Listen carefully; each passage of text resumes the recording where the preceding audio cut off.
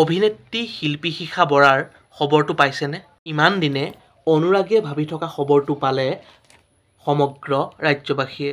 অসমৰ জনপ্ৰিয় অভিনেত্ৰী শিল্পী শিখাৰ খবৰটো পাই আনন্দিত হৈ পৰিছে অসমবাসী। নমস্কাৰ বন্ধু-বান্ধৱীসকল, আপোনালোক সকলোকে স্বাগতম জনাইছোঁ আমাৰ চেনেলৰ অন্য এটা নতুন ভিডিঅ'লৈ।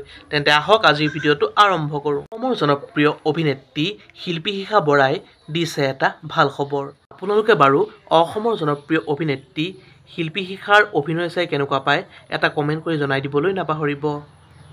অসমবাসীৰ উৎকণ্ঠাৰ অৱসান ঘটিল অৱশেষত।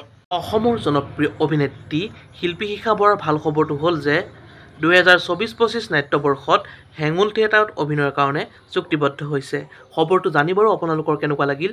যদি ভাল লাগিল লাইক, কমেণ্ট, শ্বেয়াৰ আৰু যদি নতুনকৈ আমাৰ চেনেলটো চাই আছে ছাবস্ক্ৰাইব কৰি কাষতে থকা বেল আইকনটো প্ৰেছ কৰি অল কৰি দিবলৈ নাপাহৰিব।